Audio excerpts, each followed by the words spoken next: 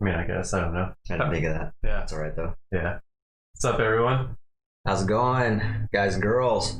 Let us know if there's any problems because we rearranged some stuff and Yeah. Good to be back. trying some new stuff out today. So let us know if there's any issues. Yeah, exactly. On your end. Yeah, give us some feedback if there's any audio or video or lagging or anything going on, because like Danny said, we're trying to implement some new things and spicing things up still, you know? Hell yeah. Episode 35. So yeah, we are back. 35. We are slowly approaching 40. This is crazy to think. Just 2 hours, 4 hours a week. Adds up real quick. Yeah. It's a lot of hours. It's crazy to think like there's people out there that got like 500 episodes. You know what I mean? What do we have now? We have 68 hours so far. It's like 4. That's like, how many days is that? It's almost 3 full I'm days. too tired to think of the math right now. It's like what, 4 or 5 days? Almost 3.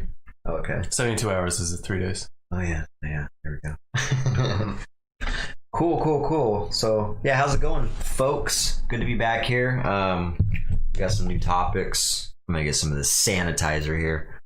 Kill some germs a little bit. Yeah. All right. Before we get started, check us out on Apple and Spotify for our recordings, our audio recordings. And then for our live streams, check us out on Twitch, YouTube, and Facebook. And then also look out for updates on Instagram and Twitter, which we haven't upgraded our Instagram in a while, but we're going to pretty soon here. And yeah. Yeah, one of the other things we're gonna start working on, these little, takes a lot of time, a lot of effort, you know what I mean? Might have to end up hiring somebody. Well, oh yeah. Also, definitely check out our YouTube. If you only want to watch certain segments of the podcast, I'm now uploading each segment separately onto YouTube for all the future episodes and the ones where we started the segments. So if you're like really love the review section or you really love Contagious Combos, then you can check that out on YouTube. Yeah, that's a real quick way for you to kind of just isolate a section of the podcast without having to invest the whole 2 hours. If, you know, some people don't have 2 hours to watch a podcast, but they are interested in the show. So it's a great way to just kind of sift through it really quick and hear some tidbits, I guess. Yeah. So, and for those who didn't tune in last week, we have 4 segments now. We have Contagious Combo, and then from there we're going to do a review, and then we have a viral viewpoint, which is one that we're going to try to, it's kind of just, okay, I guess I should explain. The Contagious Combo is basically like a current event that we want to discuss. The review can be anything, and the viral viewpoint is like a conversation starter between, it's like a dialogue basically between us and the audience. yeah, that's a great time for you guys to give us your thoughts, your input, because we really want viewpoints. We want, you know, different thoughts, and, you know, we just want a little bit input on these topics, so we can kind of, it's good to just bounce these, kind of like we did last episode's viral viewpoint. That was really good. I think where we discussed transgenders. We discussed transgenders, which is a very sensitive topic, and I really enjoyed the feedback that we got and the conversations that we were having. So that's a great example of how successful that segment actually went. Yeah. So yeah, let's keep that momentum rolling. Yeah, and our last segment is actually a rant. So, and I forgot to I made some visual cues for those, but I forgot to make one for the rant. I can't believe I did that. Oh well, whatever. Next episode is going to be perfect, though. Yeah, we're working on it. It can only get better, right? Mm-hmm. Yeah. You know what it is because I knew we had 4 segments, so I made 4 different images, but one of the images is the pre-stream screen, so I thought it was done. But I really needed to make 5 images. Yeah. So I seen 4, I was like, okay, I did it. So, yeah. It is what it is. No, that's great, man. Oh, by the way, do we need those images up? Not right now. Oh. I mean, once we introduce the first one. Got it. Okay. You already mentioned Discord. Oh yeah, I forgot about Discord. Right, for our Twitch viewers, yes, we have a Discord channel, which I have been checking. No one's been on it, so I mean, not yet. But it's a private Discord for our Twitch viewers. So if you're on Twitch and you want to join our cool little message board, just send us a message. We'll give you a link. Yeah. Also, if you have any suggestions for the Twitch followers, I believe there's a suggestion box.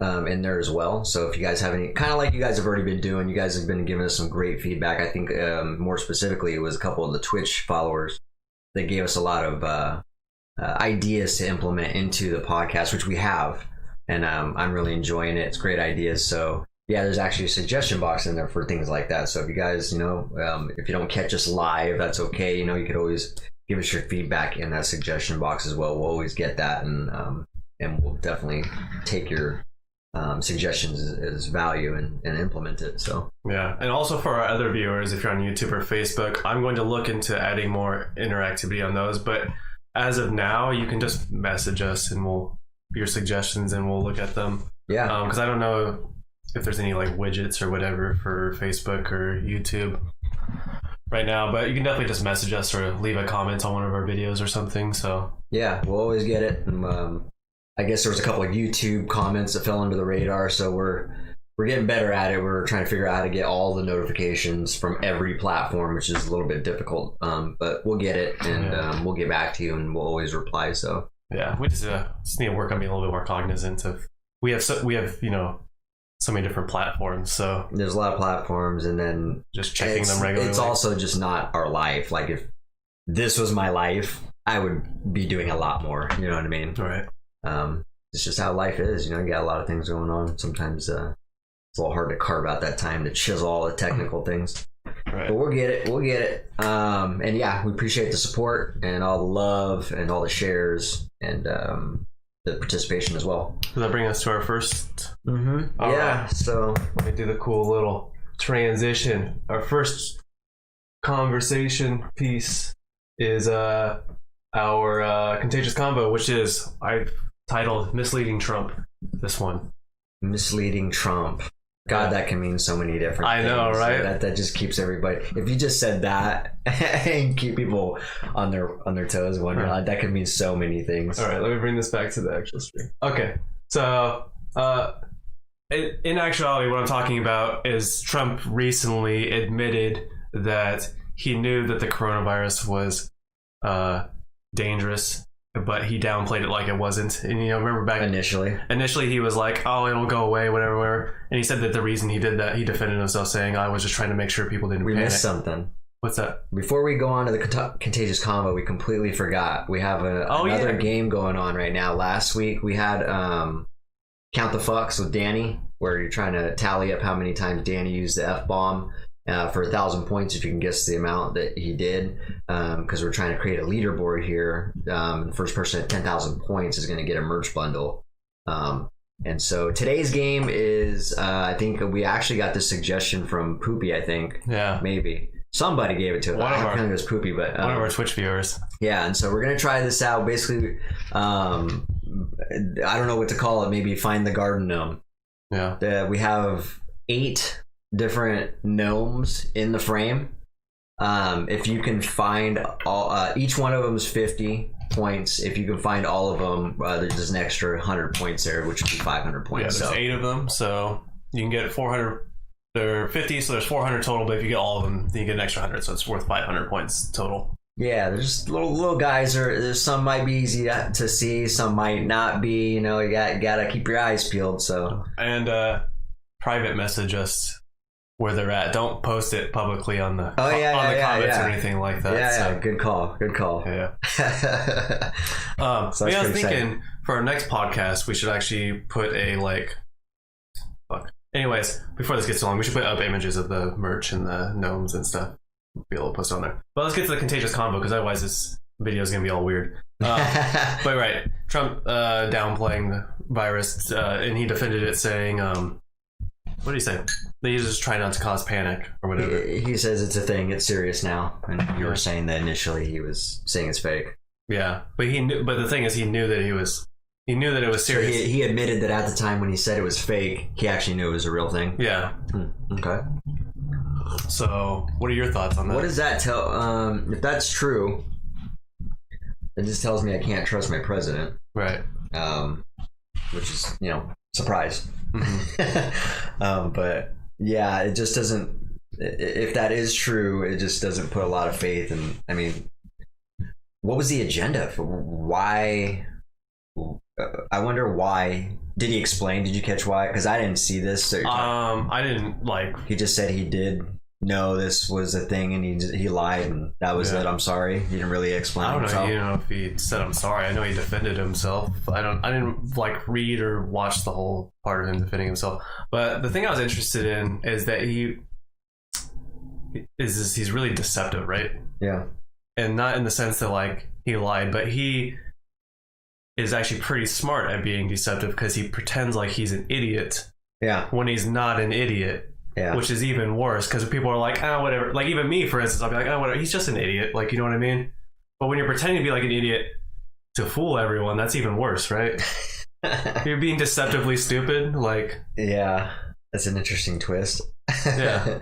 And again, what's the agenda in his mind, or is there an agenda? I think it's probably money. I mean, he said he didn't want to cause panic, but it's probably money. That's what I was thinking. Like, is that the only reason? He just doesn't exactly. Just he's afraid people were gonna. It's kind of like the aliens thing, the conspiracy theory. They're not gonna sit there and say aliens are amongst us, you know, because if they did, it would be more of a panic if the actual CIA came out and said that, you know, like, hey guys, you know, the Roswell, it's all that, we lied, this is actually true, there's an alien right here, check it out. Like, if they start doing that, that's probably why. That's actually a good point, because initially we thought what my grandpa's saying, he's saying it's like he did not want the stock market to crash. That's actually a good point, because I think initially everyone thought that the market was going to crash because of the coronavirus, when it did the opposite, right? Yeah, they were completely wrong. But maybe that's why he was being deceptive, you know what I mean? For money reasons. He didn't want the fucking market to crash, so he was like, it'll be fine, you know what I mean? So we're talking about Trump. So the panic, causing panic is probably just it's smoke and mirrors. That's not even the real reason. Yeah. In his own, if I had to guess, it was probably his own business agenda. So that's crazy. I mean, it's not crazy because we all know what kind of individual he is, and I know we can go into political debates about whether Trump is good, what he's done good, what he's done bad, and so on and so forth. But we're just talking about the facts of what he said and what his mentality was when he said it and where he's at now with this. Yeah. I don't know. I don't get it. I just think it's, I mean, I get it, but it's just so mind-boggling. You know what I mean? Yeah. Let's see. What does Jim say? It's like a tornado is coming. Let's not tell them. Yeah, exactly. It's kind of... Remember the one time, I don't know if you remember, but there was like an asteroid that was like, or whatever, a meteor. I don't know if it was an asteroid. I think there's a difference, but... Yeah, I heard about that. It went between the moon and the Earth, and the scientists didn't say anything until like after it happened. So like, yeah, they probably won't tell us if something crazy is about to happen to us. You know what I mean? They're like, well, everyone's just going to lose their fucking minds anyway, so you might as well just not tell them, right? I mean, I would almost rather... Something like that where we have no control over it, maybe, right?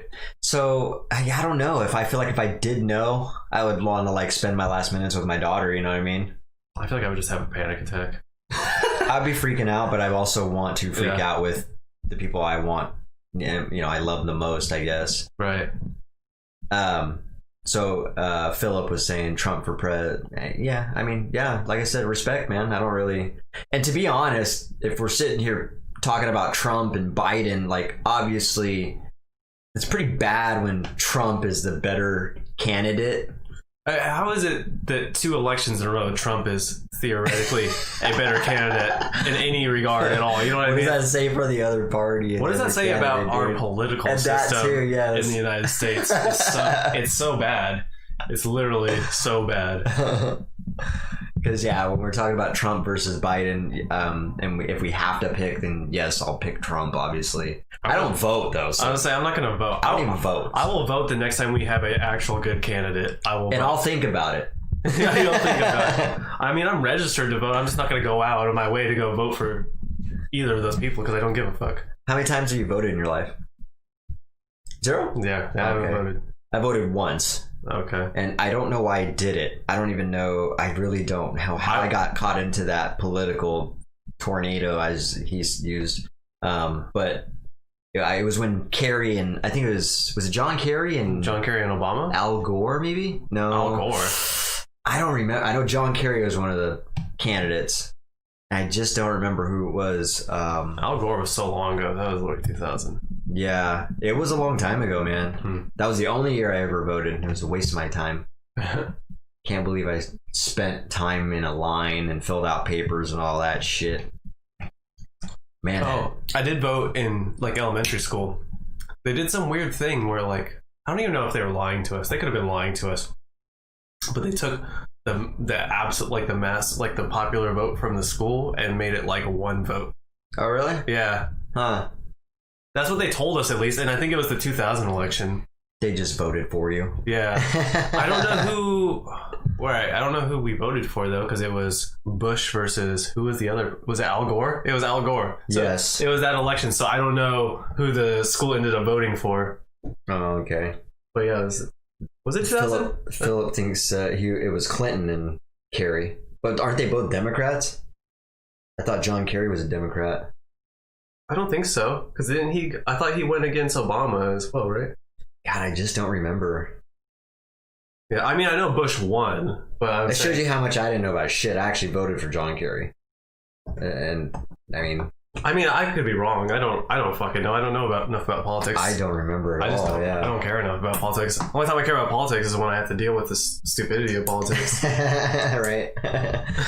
Yeah, and so Trump. What was my? I had another layer to that topic. I completely forgot where I was going with that. You spaced on it? Yeah. It was something relative to the COVID-19. Well, here's the thing, like I was telling you, first of all, like I haven't seen Trump wear a mask. Oh, right. You said you have once.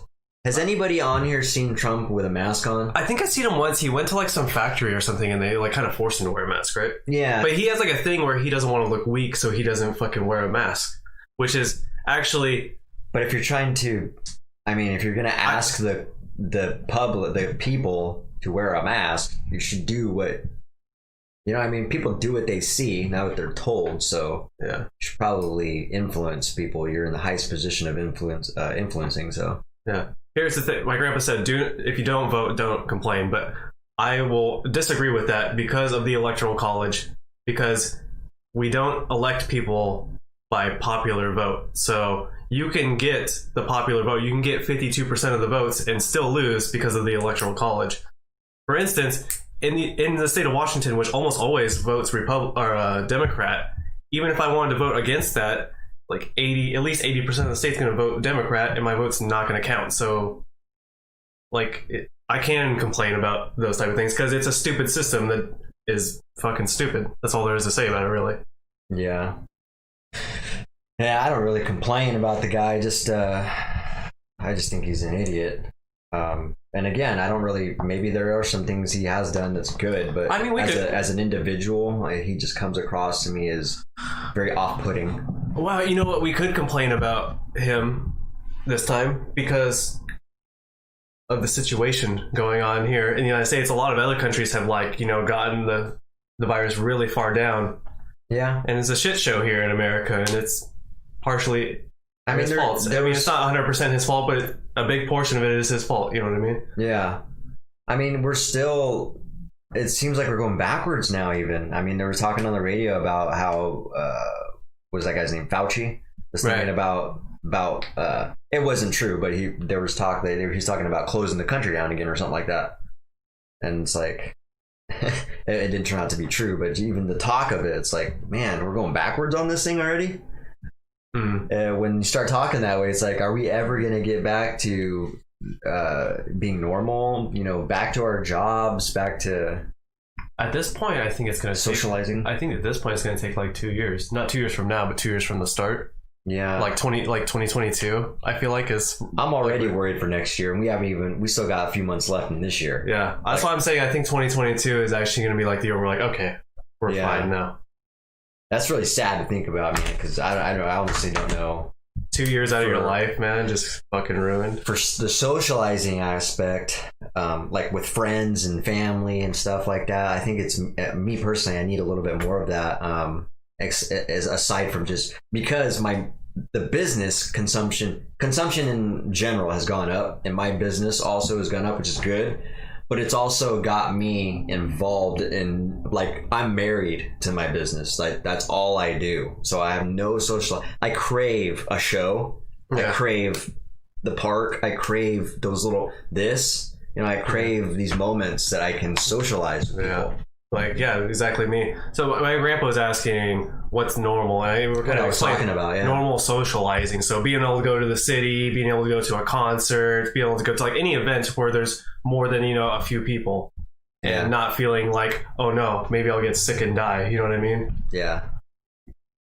Normal. Mask now. Yeah, it is. I mean, it is the normal. I was just talking to Heather about that. I was like walking around. I was like, isn't it weird that like you're odd man out if you don't wear a mask now? Yeah. Everyone glares at the person that's not wearing the mask. When that first happened, when the first couple days that the Inslee made it a requirement. I mean, there was a couple times I walked into Home Depot and I just forgot my mask in the truck. I'm like, I'm not gonna fucking go get that thing. Mm-hmm. And so I'm walking through the store getting my thing, and everybody's wearing a mask but me, and I'm like, whoa. Like, I could just feel the eyes on me. Like, everybody's like, look at this guy, man, no mask. I forgot my mask one time. The weird thing is, if you don't have your mask on in a situation like that nowadays, you actually kind of feel naked. Yeah. It's really weird. You're like, oh shit. What? Oh no. Yeah. It is a weird feeling, yeah. Here's this is what I was going to talk about. Something even deeper. So, what is the... Okay, I'm just going to ask the question, not necessarily for me or just for everybody. I'm going to ask the viewers. COVID-19, is it real or is it fake? I know your answer. Is it real or is it fake? Oh, it's real. It's not as deadly as they initially thought. So okay, so we don't have a ton of cases here in Thurston County. You know what I mean? Yeah. So is the threat real or is it fake? That's what I just said. It's not as deadly as initially thought. So it's not. I mean, it's deadly, but it's only deadly to certain people mostly. I mean, you still have a chance, even if you're healthy, you still have like what. I don't know what it is, 0.5% chance or something of dying. You know what I mean? Yeah. Like 1 in 200, 300, something. I don't know. I'm just throwing out fucking random numbers. But less than 1% probably. You know what I mean? So. Yeah. And so Jim and Philip think it's definitely very real. And then Jim says he thinks it's deadly for people with certain ailments. Okay. We know it's real. People get tested positive for it. I mean, they've had it at... Yeah. Remember we had dude on here, Josh, and he was talking about people at his work had it or whatever. Or I don't want to say, but obviously the answer is yes. Yeah. I'm treating this like, you guys might think I'm an idiot for this, but I don't know if it's real or if it's fake, or it's kind of like Jesus to me. I think that's extremely naive. Well, let me explain. It's not really, because although you can sit here and I can say, I don't believe in God because I don't see it. Mm-hmm. Obviously, that can't really be applied to everything, but you've been sick before. You've had a virus in your body. COVID-19? I don't know. You've had other viruses. Oh yeah. You've had the flu. You've had strep throat. You have this. Yeah. This is just another virus. And just because you haven't been infected with it, or you don't know someone in your immediate circle that's been infected with it, doesn't mean it doesn't exist. Yeah, I mean, it's not even in my immediate circle. I have friends in California. I got friends, I talk to people in New York. I don't know anybody. So it's hard for me to validate something without, I can stare at graphs and go to resources and all that all day, but there's no substance for me to be like, holy shit, this is real. I haven't got the slap in the face yet, is what I'm waiting for. Yeah. And so, therefore, I have a hard time taking it serious. That's why I'm not worried about the mask. I have a hard time having that level of concern for it. Yeah, I mean, my panic has completely gone away about it. Like, I wear the mask and gloves, but I mean... See what I mean? So if you think it's real, where do you know what I mean? Is it little real? Is it not real? Like you see, I think it's 100% real. I'm just not like terrified of it anymore. You know what I mean? Okay. I would think that if someone said, not you, but if anybody said, I think it's very real, it's very deadly, it sounds like, if it is real. So if you do think it's real, you should be wearing that thing 24/7. You should be living with a mask on. No, well, here's the thing. It's very deadly to people that are susceptible to it. Do you think I am? I don't even drink anymore. I'm vegan. I exercise. You know what I mean? I sleep 8 hours a day. I get all my vitamins. It's like I probably have one of the lower chances of dying from it. You know what I mean? Yeah, but not the lowest. There's the aspect of spreading it, which, I mean, you gave me the spreading talk a long time ago. Yeah. It's not even about the contraction. It's about you spreading it. Yeah, but I only see you and Heather, basically. But you know how many people I see? Yeah, but here's the thing. you see, it's like the reverse thing, though. See how many people you see? I should be worried about getting infected from you, not you. That's what I'm saying. Yeah. You should be wearing a mask all the time if you're concerned about it. You see what I'm saying here? That's what I'm saying. Like, you either believe it or you don't. It's not like, I believe it, but I'm not worried. Here's the thing. I am concerned about it, and I was paranoid about it when it first started. But it gets to a point where I can't, like, I'm wearing the mask when I'm out in public because there's way too many strangers and shit, but I can't just live my life in fear. I can't just be like, I'm going to sit in my room all day because you go out on meetings all day and never leave my room and shit. Like, that's just so unhealthy for my brain. It comes to a point where I'm going to fucking kill myself from going crazy from sitting inside my room for 9 months. You know what I mean? Like, I can't do that to myself. So I got to take some physical risk a little bit for my mental health. You know what I mean? Because there has to be a balance between your physical and mental health. So if it is real, maybe it's worth it. For what you're saying is some people, it's just worth it just to disregard it because for whatever reason, mental health, like, whatever. Yeah. I mean, I'm not completely disregarding it. I'm still staying within reason. I'm only hanging out with select people, like I went to the skate park, but I wore a mask the entire time I was at the skate park, you know what I mean? And I only went one time. Every other time I just like went to the school, secluded at the school, and like in the parking lot skateboarding and shit like that. So yeah. Here, I'm gonna start going down this. So Jim was saying it's 2%. I'm guessing right. Yeah. Okay. That's they don't know the actual numbers because they don't know the absolute amount of people that have gotten it.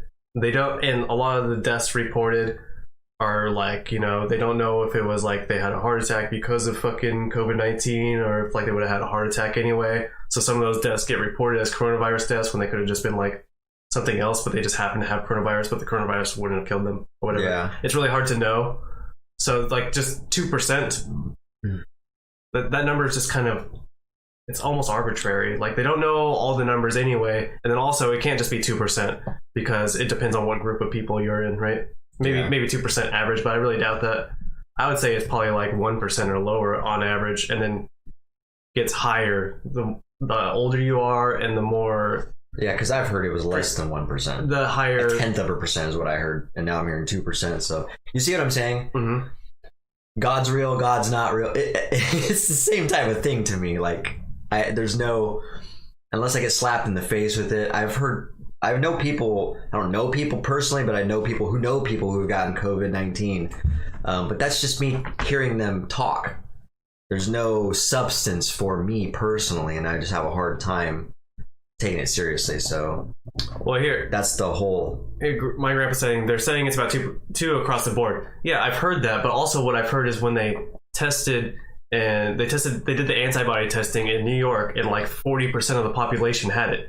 If 40% of the population of New York had the virus and 2% of them died, that would be a gigantic number of people. That's a good point. That would be a gigantic number of people. So it can't be 2%. That city, yeah. It has to be less than 1%. So COVID can cause heart attacks. Okay. I mean, you're saying it's about 2 across the board. Okay. And the virus can get into your bloodstream. Okay. I mean, the virus has to get into your bloodstream. That's how it goes throughout your body. Yeah, that's right. That's how viruses work. How did it? I forgot. It's been a while since I watched that documentary now on Netflix. On how viruses work. Yeah, it does go through porous, right? God, how did that work? Well, it can't go through your porous. No. God damn it! I forgot the term now. It's been too long since I watched it. Causes gains to swell. I don't even know what that means. I don't know what that means either. But again, that was just my thought on it. This is aside from Trump, but we're getting kind of off topic. It's off topic, but it was relative because, you know, he was talking about how Trump was making it, he was downplaying it, said it didn't exist. Now he says it exists. That also plays into the factor of like, what is real? People saying it is, people saying it's not. It doesn't help. It certainly doesn't help people like me that are already doubtful. You know what I mean? Like, you know what I mean? It's just I have a huge amount of doubt whether it's real, whether it's fake, if it's real and it's just not as severe. I just don't know. Here's the thing: the numbers wouldn't be as bad if he didn't put that doubt into people. If everyone had actually listened, like most of the other countries, they had surges. Then they're like, "Fuck this!" Everyone stayed inside, wore masks, and it was like, "Phew!" America was like, "Woohoo! Party time! Party time! Let's go outside! It's 4th of July! Let's hang out!" And the numbers are just like through the fucking roof. It's ridiculous. So back to the word you said, numbers. Specifically, numbers. All we're seeing is numbers on the screen. I mean, is what I'm saying. You could, I mean, if you're really that convinced that it doesn't exist, you could go to a hospital and. I'm agnostic, is what I'm saying. Yeah, I'm not convinced of anything, so I want you to understand what I'm saying here. Mm-hmm. I'm not convinced it's not. I'm not convinced it is. Right. Okay. It's like Jesus is exactly what I'm saying. Yeah, except for this one, you could go find it if you really wanted to. Can I? Because I would. If someone said I could go find it, I would. So I need some validation. I would suggest not doing that purposefully. Not contract it, but seeing somebody suffering through it, and maybe seeing some, I don't know, having a scientist explain it, like this is what it looks like in the bloodstream. Like there's no breakdown of it that I've seen. You can definitely find that stuff too. Yeah, and then again, you're just trusting resources, so it's hard for me. Unless, I don't know what it would take for me. There has to be some level of trust, though, unless you get infected. There has to be some level of trust. I know. I don't know what it would be, because you could look at someone and you could be like, they look sick. You don't get sick, right? Doctor's sitting right next to him like, he has COVID-19. You'd be like, are you sure he doesn't have pneumonia? I know. Are you sure he doesn't? There has to be some level. I would need an explanation, a huge explanation. There needs to be some level to be like, okay, I understand you guys are scientists. You tested him, and then he tested positive for this because I understand that you guys know how tests work. You know what I mean? Like there has to be, you can't just be like, I don't believe in it unless it happens to me. Like, because well, I'm not saying that. I need an explanation. I seriously need like a whiteboard and a guy be like, or something like, this is, you know what I mean? Like I have not gotten a thorough explanation. Yeah. I guess. There's some very. And if there's anything out there that can help me, guys, I don't know if you understand what I'm saying here, but I really. I relate this to religion, and no offense to anybody who believes in Jesus. I'm not saying that I don't. I'm saying I don't, and I also do not believe in it, and I don't know, is what I'm saying. It's hard to explain that, except other than just being agnostic with this as well. So I don't take it seriously, in my opinion, and I'm healthy, so a combination. But then someone's going to be like, well, you're spreading it. Like, well, if I don't take it seriously, I'm not worried about spreading it, obviously. So. I mean, they've had a lot of people that tested positive for it, and they're like, I didn't even know I had it. You know what I mean? So, yeah, I don't know what could have already happened to us. You know what I mean? So, yeah, fucking knows. I don't know where the trust would begin. You know, I just don't know who I would put my trust in. I don't know. It depends on the person. I'd have to talk to the right person who just comes across as actual. If it was only happening in the United States, I can understand what you're saying, because the United States is a fucking stupid, deceptive shit show. Yeah. But it happened in a bunch of other countries which are perfectly normal. You know what I mean? Good point. And they reacted to it normally and got rid of it. Yeah. So does religion, though. Religion happens in every country, so it's like. Yeah, but like people get sick with diseases in every fucking country, and you can't say that doesn't happen. It's like with religion, you're like, okay. Because it's happened to me, that's why I can validate it. Yeah, so you know the viruses exist. Because it's happened to me, exactly. Yeah, so I really dislike you comparing it to religion, because it makes no fucking sense. Like, it's a very bad comparison. Well, the reason I'm comparing it is because I don't believe in it, and I don't believe it's not real, and I don't believe it is real. And that's exactly the way I view religion. So here would be like you could be like, I don't believe in 3-footed monkeys because I've never seen one. Then we could be like, okay, that makes sense because you've never seen one in person, okay? But I've seen plenty of, so we know that's real because I've seen plenty of, we just talked about this last episode. I said a 3-footed monkey, that doesn't even exist. Oh, you're talking about mutations? Yes. Oh, okay. This is a thing, like I've learned this in school through encyclopedias, you know what I mean? Like I've seen 2-headed pigs and, you know what I mean? Like I understand that's real because there's pictures. of that shit. Back then, there's no Photoshop. You know, when I'm in kindergarten looking at stuff like that, or however old I was, I remember really young seeing shit like that. I don't think there's any way to prove to you that COVID-19 exists, because I think that you have this like distrust in your brain that you're never going to believe it, regardless of what happens, unless it happens to you. I don't think you're ever. No, it doesn't have to happen to me, is what I'm saying. I need someone to explain it thoroughly, not to the masses. Like, I need someone to actually explain it. Explain what though? How it's real and how I don't know. What do you mean? Convince me. Sell yourself. I need someone to sell me the. Okay. You know when everyone goes around every year and you get the cold, and someone comes next to you and they cough and they have the cold, and all of a sudden 4 days later you're like, shit, I have a fucking cold. That motherfucker was next to me with a fucking cold, and now I have a fucking cold. And that's real. And COVID-19 might just be that. It's the exact same thing. It's the same thing as a flu. If you're near someone that has a flu, you're likely to get the flu if your immune system isn't strong enough to fight it off. I mean, yeah, but okay, and then that's the site. I just don't know the severity of it. Then, so I mean, there's just too many layers. Yeah, but nobody knows the severity of it. Yeah, because so if it does exist, then how is it really serious or is it not serious? I don't know on that spectrum either. Well, we already discussed it. I feel like you forget everything we talk about, though. It depends on your status. You know, are you an 80-year-old man with fucking Crohn's disease, or are you? You know, a 37-year-old man that's vegan, that's healthy and active. You know what I mean? Yeah. The level of severity will depend on your health. You know what I mean? Just like with the regular flu.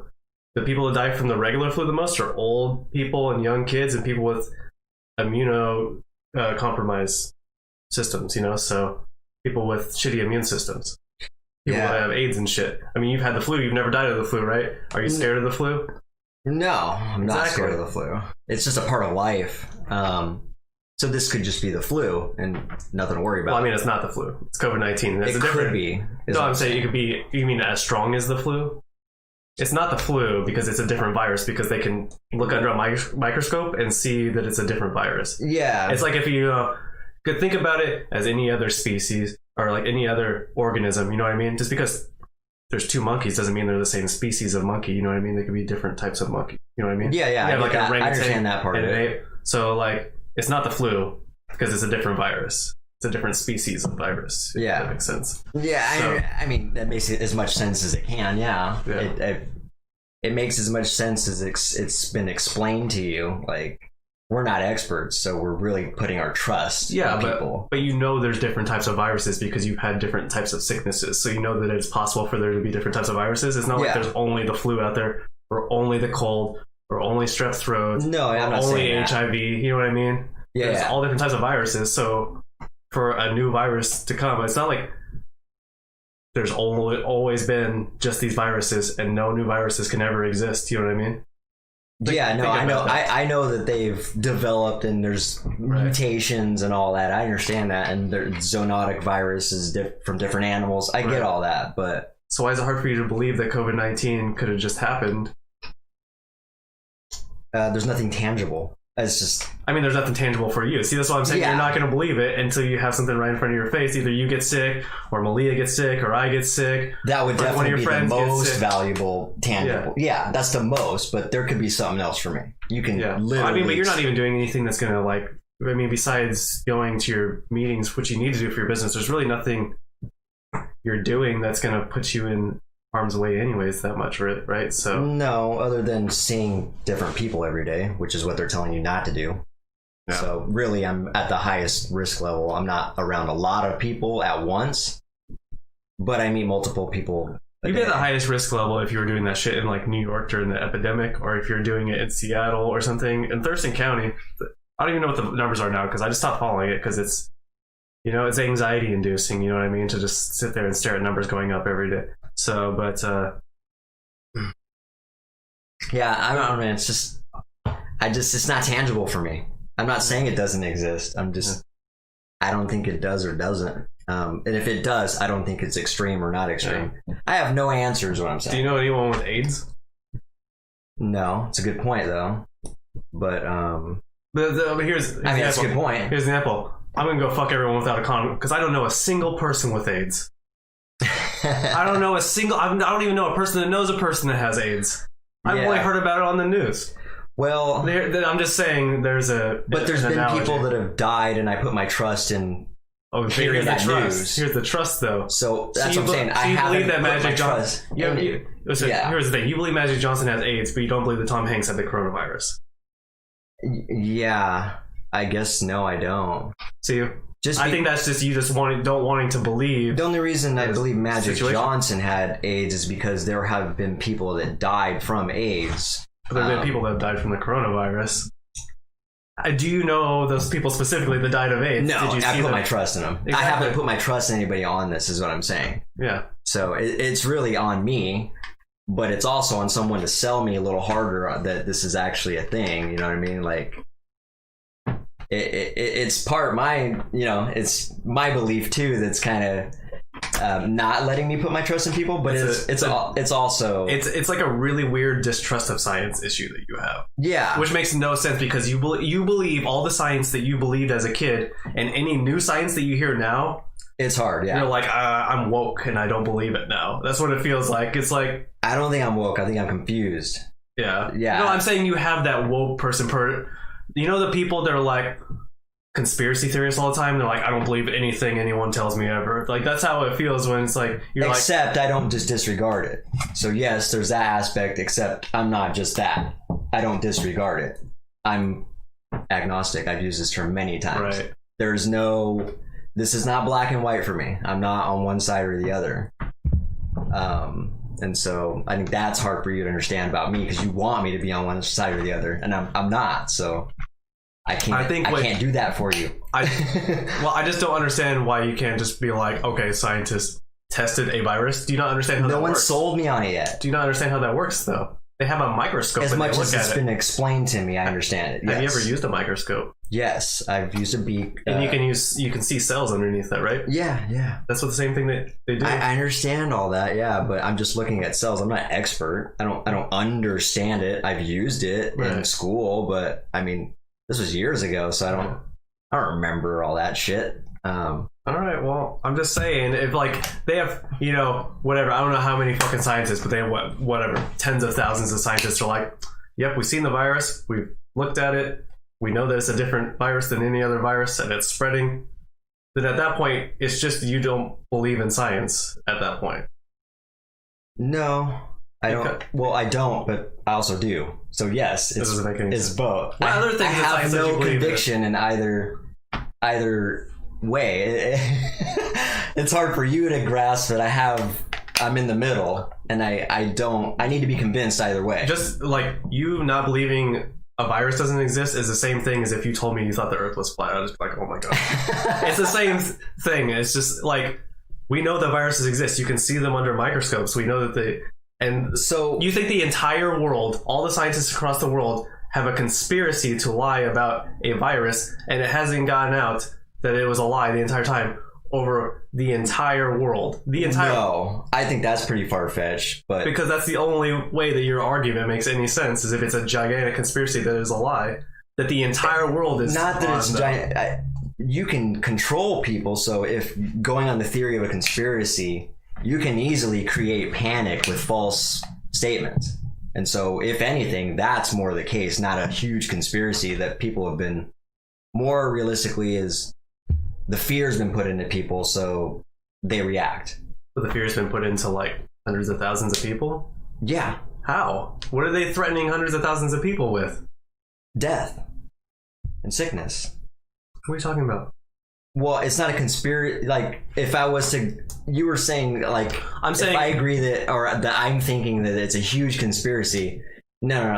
If I was to think that everybody believed in it, they're just misunderstood and misled and misinformed. Okay. Under fear. Well, I'm saying okay. I'm saying if 100,000 scientists all look at the data and they say the coronavirus. Scientists, yes. That's what I'm not talking about people. I'm talking about scientists. Okay. I'm saying at what point is it a conspiracy theory that you think that it's made up when they have so many scientists that are like, it's real? That's more tangible. Right. Yeah.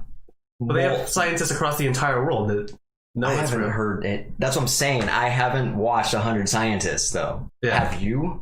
I've watched. It doesn't take that many for you to believe it anyway, it sounds like. But for me, if I watch 100 Scientist statements on the coronavirus, I would probably have a good opinion on it. It does, though. It does take a lot. It doesn't take one scientist to tell me anything for me to believe it. It takes a lot of scientists. But the thing is, they have studies and they fucking review them with all scientists together. When they have something in the science community, they usually do a study where all the scientists come together and they come to a consensus. That's how they do things in the science. Every time someone does something in science, like if they do an experiment, right? They're like, this is my findings. It has to be checked by a bunch of other scientists before they like, okay, that's true. Because they won't just let it happen, because you can have just like false positives and false experiments and shit. Yeah. So. Yeah. But again, in a nutshell, I don't think it's fake. I don't think it's real. I don't think it's serious. I don't think it's not serious. I mean, sorry to not provide a conviction for you guys, but the Earth is round because I can see the moon that's perfectly round. So to think that we can see another object in the air that is circular and then think that we're on something I won't square. play devil's advocate here. How just because that's round doesn't mean like it's a little more tangible when you see it. It's like, okay, well, I mean, but we've had aerial I mean, you can. Yeah, but they can Photoshop that. That's true. So that's me putting my faith in it. I know that's the only tangible. That's why I just like to nitpick your arguments. Yeah, it's a lot of fun for me. Yeah, it's fun for me too because I have no conviction in either. So I'm not really. I mean, there's not really anything to make me look stupid or eat my own words, really, because I'm not convicted in either side, is what I'm saying. Yeah. It's frustrating for me, but I can't do anything about it. So, whatever.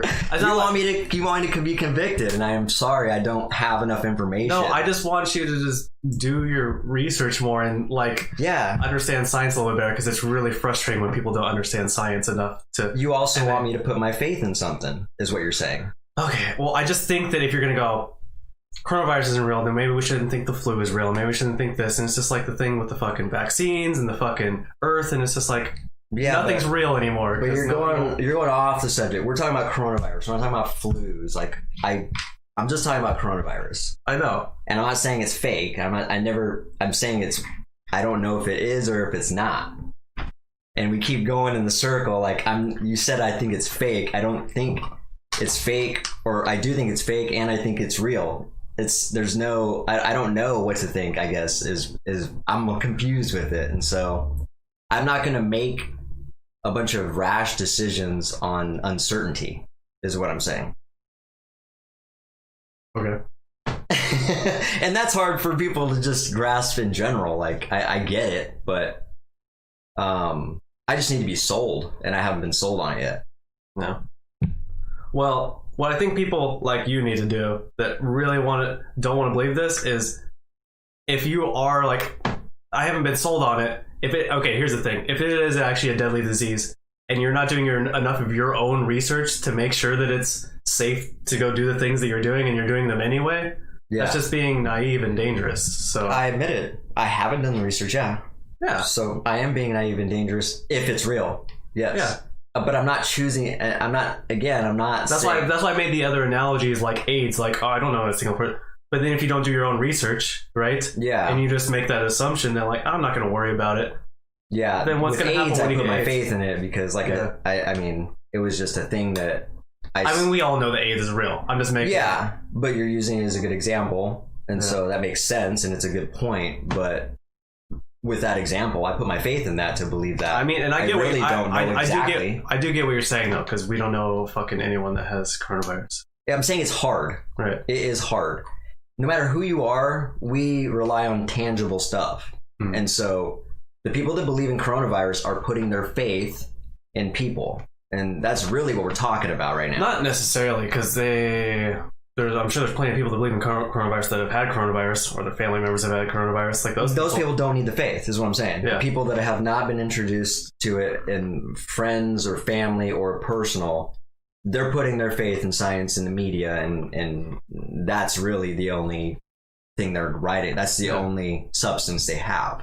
Right. But how much? Here's an arbitrary which we question. do a lot of things. We'll not even say people that don't believe in the coronavirus. How much of a distrust of the entire world do you have to have? Like, how many You know what I mean? Like there's so many like scientists, politicians, people that people usually have faith in. All of a sudden you're just gonna be like, not you, but just anyone that does, like someone that's like distinctively like it does not exist. How much of a distrust do you have against everybody on the planet to think that? I think when those people are like that, when they're like it's not real and they are convicted in that side, it's a lot of it has to do with the fact that it's imposing on their lifestyle. Mm-hmm. If it had nothing to do with their lifestyle and didn't affect them at all, they wouldn't have that conviction. Right.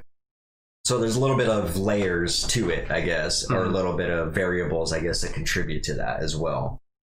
It is really a complex topic, man. And as far as the belief system goes, well, for someone like me, it is complex because it's not, because what I'm telling everybody is we all react the same. We all need that tangible stuff. And if we don't, then we're left to put our faith in something. That's either truth or, we decide where we're putting our faith in, is what I'm saying. All right. There hasn't even been that many cases in fucking Thurston County. But I guess you're right. You do know people in other places. I've heard of people that have gotten it, and gotten over it. I just heard another case, but hearing that doesn't make me think it's real. You know what I mean? I wish it did. If it was real and that so did make me think it was real. They're making these stories up, though? No, I just think that person might have very well could be sick with something else, maybe, also. But they can test. You know how they can look under a microscope and tell there's a different virus? They can take your blood, see if it has those exact things that they've seen under the microscope. Yeah. And again, if that's what they're saying, then it's just not as... Okay, here's what I'm trying to say. Whoever's deathly sickly from the coronavirus or COVID-19 virus it's exactly what we were talking about. It's only affecting 2% or whatever. So, God. It's not just the COVID-19. They're unhealthy. And so that's why it doesn't bother me as much. Like, if you're unhealthy, you're unhealthy. I agree with that statement, though. If that makes sense. That's why I've stopped panicking about it so much. You know what I mean? Yeah, if you're unhealthy, then it's almost like asking for it. Does that make sense? Asking for it. It might seem harsh, but like if you don't care about your body, when something like this does come along and it is very real, you are asking for it. Like you've compromised your body, and this is a whole other topic. You know what's crazy? Of respecting your body. You know the Spanish flu? Yeah. The second wave killed so many people because it mutated, and it killed people with strong immune systems. Really? Because if that shit happened, that'd be scary. That'd be scary, and that's tangible as hell for me, obviously. Because then I would probably know people, more directly. Right. But then I'd have to be forced to put my faith in that. I'd be like, I think just the odds is. It would make sense for me to put my faith in it. You're saying that's happening now because obviously we know that happened for sure. At that point, yes. Then it'd be smart for me to put my faith into it. Right now, I just don't have enough tangible shit for me to think that it's safe for me to take all these precautions. Yeah. My grandpa's saying there are some healthy people that have passed. Here's the thing, though. I know, and I heard about this. That 6-year-old boy that got COVID-19. I heard about this. Here's the thing. Healthy people die from everything, just at lower rates than... You know what I mean? Yeah. You can't be like terrified if you have a 0.1% chance of dying from something. You know what I mean? And live your life in fear. You know what I mean? And that's where I'm at. Yeah, and I understand that. That's another layer. The only reason I'm arguing with you, the only point I'm arguing with you about is the believing it's real or not the like severity of it. Because that one I can agree with you on. I can agree with you on like maybe we shouldn't panic about it so much as young, healthy people. But the existing part, I'm like, I don't know. But my argument to that is to the people that think it's very real. You should either, if you think it's real, like I said, you should be wearing a mask all the time. Otherwise, you're just lying to yourself and you don't think it's real. And maybe you think it's real or you don't care. Yeah. I know you tried using that against me, but I wear a mask everywhere besides not here. Necessarily you. Anybody who thinks. There's a lot of people that think it's very real, but they're not acting as though it's very real. Right. You know what I mean? Like, you're either convicted or you're not in your beliefs. And so that also doesn't help my conviction in either side. Like, you think it's very real, but you're not doing everything you can. What would it take for, you know what I mean? Mm-hmm. It's the tangible thing. They need some tangible, even if they think it's very real, they still need some tangible proof. Yeah. You know what I mean? That reminds me, I think I heard that like Donald Trump is actually terrified of the coronavirus. Really? But well, here's the thing, because he's deceptive. You know what I mean? I feel like I heard like this. I can't see him being scared of it. I mean, I haven't seen him with a mask on, so I don't think I think serious. he's one of those people that like obsessively washes their hands, though. You know what I mean? I think, here's the thing, he's kind of deceptive, though, so he could be faking that confidence when he isn't really confident. You know what I mean? Could be, yeah. But, I mean, if it is real, we know it's airborne, like Jim was saying, and so if he thought it was real, he should be having a fucking mask on, other than when he's speaking into a mic. And I haven't seen. I mean, I think he should be wearing a mask even when he's speaking into the mic. Me too. Because it's not going to affect the microphone. Yeah, but that would be the only exception. And I just have not seen him. Trump gets tested every day. Yeah, he does. Okay. Yeah. Oh, all right. Well, then that's his. He's got he's the exception then. If you're getting tested every day, I guess, then you wouldn't need to wear a mask. Okay. So that explains that then. Well, not necessarily, because like what they're saying with the coronavirus is it takes time. You can get tested and you can have it and still get tested and it won't show a positive. It has to have high enough levels in the bloodstream. So if you get here's say we'll just use arbitrary numbers. I have one coronavirus that I breathe out. You take in the one coronavirus, right? And then your body multiplies that. It makes 2, then it makes 4, then it makes 8, whatever, right? Yeah. The test won't test positive until it has like 40,000, but you only have 400 in your bloodstream. Yeah. It's not going to test positive, but you do have it. And then by the time you do test positive, you could have already been spreading it. Exactly. Yeah. So yeah, I think if that's all true, then yeah, you should be. He should still be wearing a mask because he could still have it before he tests positive for it. For that aspect, and then just for influential aspects. Yeah, definitely. He is the highest status of this country. You should be setting an example. Yeah. He had AIDS and people in his cabinet. What? The word saying he's very poor choice of the word. Yeah, not to be confused with AIDS, the virus. You heard it here first. Trump has AIDS. That threw me off. I was like, wait a sec, I didn't hear Trump had AIDS. Yeah. Well, we didn't set the timer, did we? No, we've been talking about this for way too. Well, here's the thing: we talked about Trump, but then we got really sidetracked. I'm gonna say though, to just so people don't think I'm a fucking complete idiot. Like, not that I care, but I want you to understand what I'm saying. I don't believe that it's real. I don't believe it's not real. I think it could be real. I think it could also not be real. I think if it is real, it could not be as serious. It could be serious. You see what I'm saying? I have way too many unanswered questions for me to have any conviction in anything, and that's all I'm saying. I just get really annoyed talking to people about science, so it's not even a personal thing against Ben. Especially with someone who doesn't have any conviction in the science. I can imagine that's even more frustrating, but I'll take accountability for some of that. That's me not researching enough and not making a choice to put my faith in something. Yeah, it's like I'll take a little bit of accountability. I mean, it'd be kind of annoying for you, right? Like if it was a different subject, like that is scientifically backed, and then someone's like, I don't believe in that. Like they're like, man, yeah, that's fucking obnoxious. But like at the same point, you just gotta give it up sometimes because you can't. Like I'm not a scientist, so I can't sit here and just be like, you're going to believe. Ultimately, you've put your faith in something, and you're trying to convince me of the faith you put in. Really, You know what I mean? That's really what it is. Yeah, I just don't like using the word faith here, though. Jim did, so it's stuck in my head now. But that's what it is, though. It is faith. Your trust. What word would you use? I would use trust instead of faith, because faith is more believing in something that has.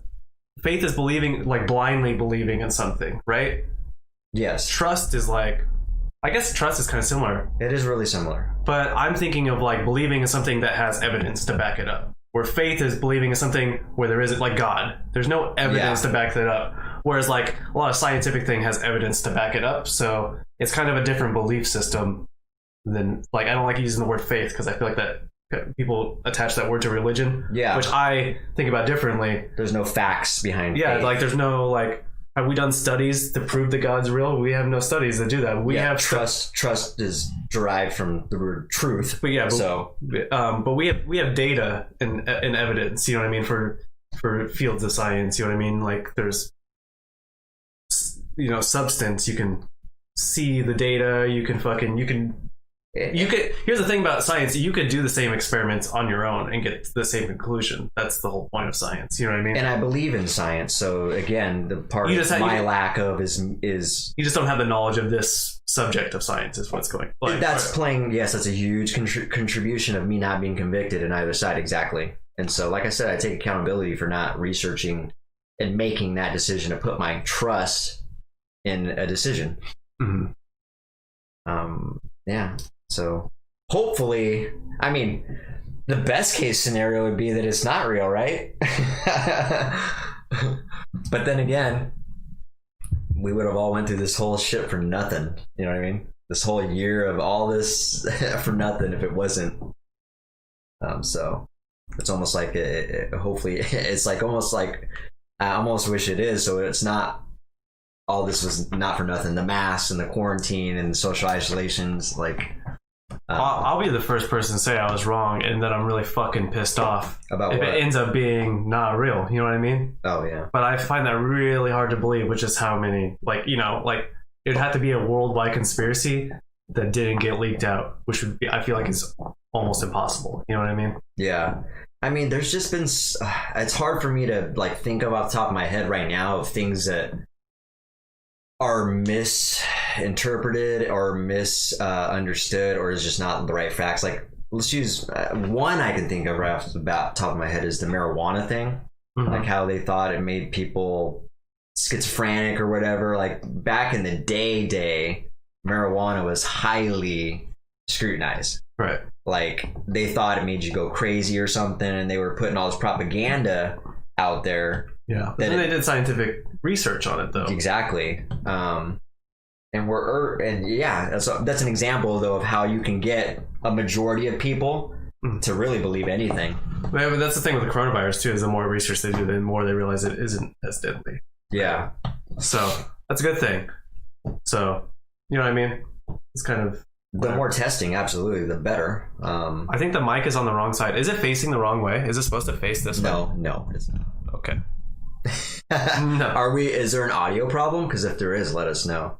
So yeah, Jim, that's all I'm saying. Jim nailed it. It's just hard for me to believe things unless I really look into it and then put my faith in it. And then even when I do that, it's not like when I put my faith into something, I'm like, oh, I believe completely in this. And when I do, I understand that there's like, I'm not a professional in this. Like I'm putting my faith in trust in something. And so that's as far as that goes for me. Like if we're talking about any topic. Oh, he said, I'm hearing the guy on the right as though he was on the left and vice versa. So maybe it is kind of backwards for what we would want. Yeah, I don't know. You know, where it's like, I'm on the right. So, but they're hearing my audio from your side when they're looking at the picture. You know what I mean? Oh, really? Yeah. So let's give it a test. Yeah. Let's see. Tell us if there's any audio problems from switching this around. But if that's the case, that's fine. We can just turn it around because that's. Yeah, we've only been doing it 35 episodes, so we can change it now. That's funny. That is funny. And strange. Let us know how that sounds because we just switched it. So we'll play around. It should be fine because we don't have it on cardioid or anything. Anyway. Thanks for that, Marv bot. Yeah. Yeah, thanks. Is that Twitch? You're from Twitch, right? Yeah, well, see, do you have headphones on, Grandpa? Because that's something you probably won't notice unless you have earbuds in or something. So, if you're just listening to two speakers and you're away from them, you won't notice. But if you have earbuds in, then you can hear more stereo stuff. So. Interesting. Yeah, apparently that worked. He said. Okay. Awesome. Thanks for that feedback, man. I mean, we didn't even, or woman. I don't know if you're a man or a woman, but thanks for that. We've been doing that for a long time, so yeah, that's funny. Let's. I think maybe we should move on to the next topic so I can stop being so like passionately irritable. Sorry, it's just I put your trust in this thing. I just get annoyed about science. So It is what it is. Sometimes, not always, but you know. I mean, like I said, I can get passionate about science too, but again, it only goes as far as my trust. I'm not going to sit there and act like I'm an expert. Right. I'm very aware that I'm listening to people and parroting information. Mm-hmm. A lot of people get information and they're so convicted that they almost forget where they got the information from, I guess. Right. So okay. But yeah, I mean, that's fine. Whatever. But it's a good conversation. And like I said, I hope I'll eventually here I'll actually look into it and make a decision. This is like 5 seconds. 5 segments. We went on like a whole. There's layers to it. Yeah. That was kind of broken up in 2 parts. We did talk about Trump, but then we went on a huge spiel about coronavirus. Kind of conspiracy. Well, not really conspiracy, but like how real is it and shit. Just perception. Yeah, exactly. And it's probably the best 2 different perceptions because you are convicted on one side and I'm not. So this is like the 2 very real scenarios going on right now. Well, no, there's a third scenario. No one believes it. We don't have that. Yeah. We haven't had that viewpoint yet. So, all right. Let's move on. We have our review for today is the Lamb of God song Resurrection Man. So, Resurrection Man. Yeah. So, what'd you think? I wonder what that song is about. So, you want to minimize that too? No, dude, I wanted to leave it. All right, so I'll give you my opinion of it real quick. Lamb of God is a band that actually got me into metal. I was a huge, I'm still a huge Lamb of God fan. I'm not a huge fan of their current material, just because of their style has changed a lot. But I have a lot of respect for the band. Like I said, they really highly influenced my interest in that type of music and influenced me to really pick up the guitar. Yeah. So they have it's like Pantera and Lamb of God, right? Pantera and Lamb of God, those 2 bands really got me wanting to just play music. And so I have a huge respect. So the reason I'm saying that is because I am going to be harsh on the song. Although, when I first heard that song, it starts off nice. Like I like the song for the first 4 minutes. For the first 4 minutes? Yeah. How long is that song? I forgot. I haven't listened to it. The majority of the song's good is what I'm saying. Okay. When it gets to about 4 minutes and 14 seconds, it turns into this beat that I can't bring myself to like. I'm going to have to listen to it again after the podcast. It's just a basic, it's not even a 2-step beat. We call it a 1-step beat even. It's just like... It's a perfect spot for like spurts and creativity. Oh, okay. And I'm when I hear that, I'm craving some. It doesn't even have to be fucking, over the top, but it's a perfect spot for drummer creativity for the spurts and just switch ups. And there was just no switch up for a long time. And it was cool because they had those dissonant chords behind it. Right. And it really could have been a fucking cool riff. But the drummer decided to drone out and go autopilot in that section, and I was like, he just killed the fucking song. Other than that, though, the sound from the beginning for 4 minutes, it sounds like they're going back the direction of the roots, which I liked. I was like, oh shit, this actually sounds, they're going back. Yeah, I like that. Yeah, I think, that's the one Roland wanted me to check. I think if I remember correctly, it might have been a different song. I'm pretty sure it was that one, but I remember listening. I was like, yeah, this kind of has like a little bit of an older, old school feel. Yeah, to it, which is cool. That's not initially what I thought too. Yeah, not every song in there, but you've listened to 2 other songs off the album, right?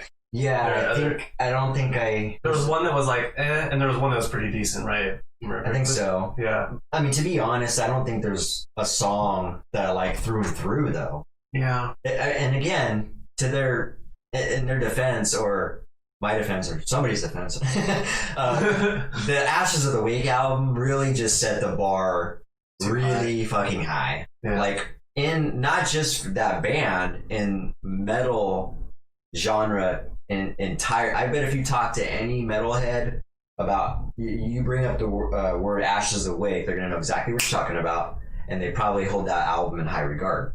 I'm really surprised when people don't like Lamb of God, at least old school Lamb of God. I can understand. That doesn't make sense, yeah. Yeah. Nowadays, I understand when people are like, I don't really like Lamb of God. And I'm like, why? And I'm like, And I'm like, have you listened to the old stuff? They usually be like, no. And I'm like, oh, okay, that makes sense. Yeah. If you're gonna do it, you got to go back. I always do that. If I'm getting introduced to a band, I'll listen to the new stuff, but then I'm interested. I'm like, what do they sound like? Actually, you know what? We're getting old because I think, when did Wrath come out? Was that 2009? Yeah, I think so. That was like the last good album, so it's been over 10 years since they had like a solid album, right? Yeah. So, because Wrath was one of those albums where it had a different sound than their other albums, but I could listen to it front to back. You know? Yeah, it still had songs in there that I liked through and through in entirety. Yeah. And obviously, what I mean by Ashes of the Wake setting the bar high, for me and a lot of people, every single song on that album was solid. There was really only one song. There's one that's like, There's one song for me that I was like, exactly, I might have liked half of it or something, but that's pretty good for a 9-song album. I Become? Yes. That's the one song, right? That's Snake's favorite song, too. What? Yeah, I was like, he told me that, and I was like, whoa, dude. He doesn't even like Lamb of God, does he? Yeah, he says he does. And he's not like a diehard fan or anything, but... Okay, I thought he wasn't into it. Maybe it was Nick that wasn't into it. And that's what I mean. Like, it's the riffs. You can't listen to those riffs and deny it. Like, those are some technical, heavy, metal, fucking solid riffs.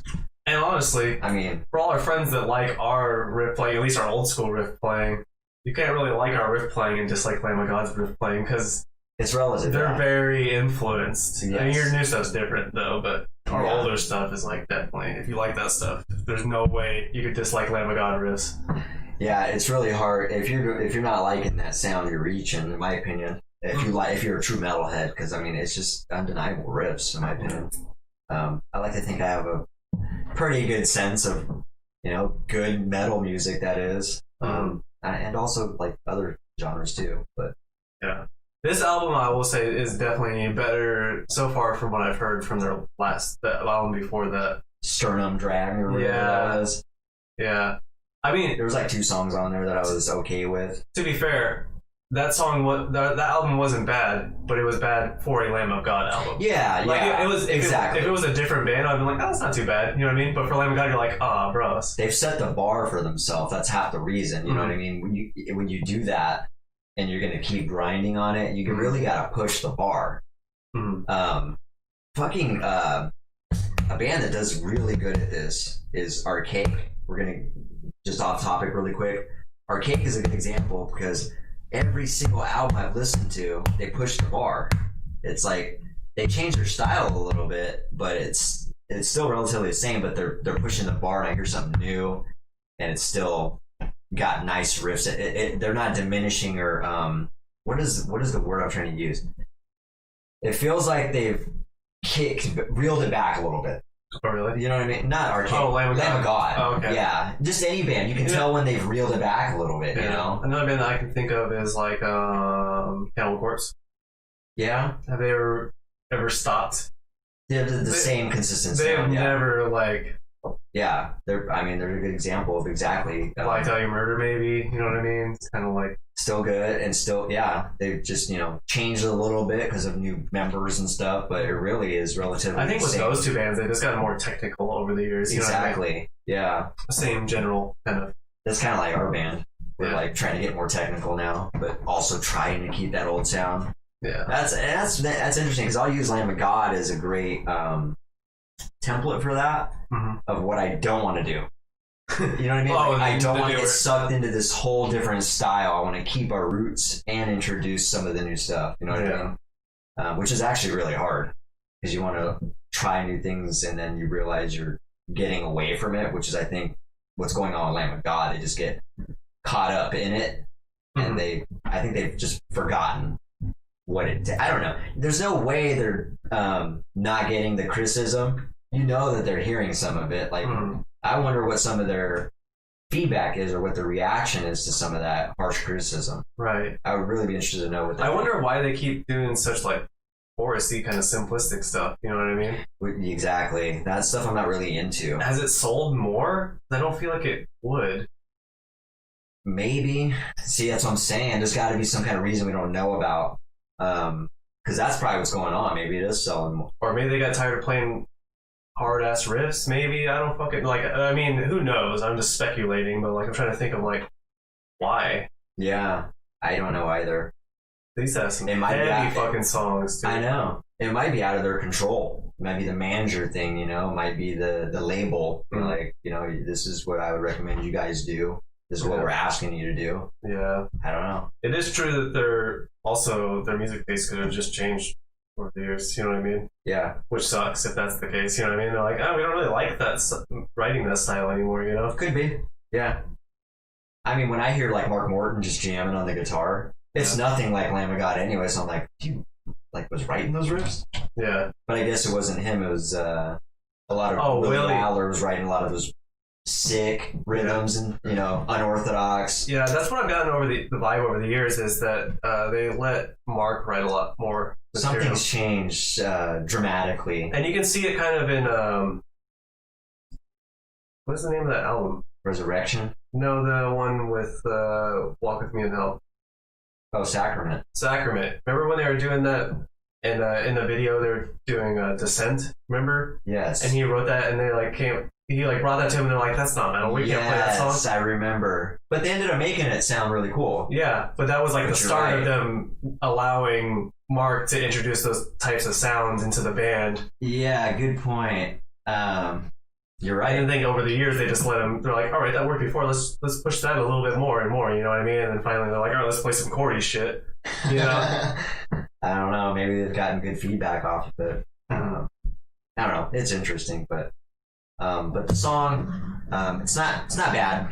It's a good song. It really is a lot better from the other songs I've heard recently by them. Like I said, I like the direction they're going again. I really wish that song would have been really good and full through and through if they after that 4-minute mark, man, that beat just bothers me when you start droning out like that, and it's just a perfect opportunity to spice it up and make those riffs really cool with the drums, particularly because you can have basic rhythms, whether it's a beat and a killer guitar riff that's complex, or a basic guitar riff that has some complex drumming in it with spurts, or, you know, something other than just a 2-step beat or a 1-step beat. Like it was just like, I mean, it was really simple. Right. I was like, wow. Wow. And I heard him doing some cool shit in the first 4 minutes. I was like, they chose to do that. Yeah, their new drummer's pretty cool. I mean, yeah, he's he is Art Cruz. No, he played. That name sounds really familiar though. Didn't he? He played for Winds of Plague. Oh, really? Yeah. So we've seen him live.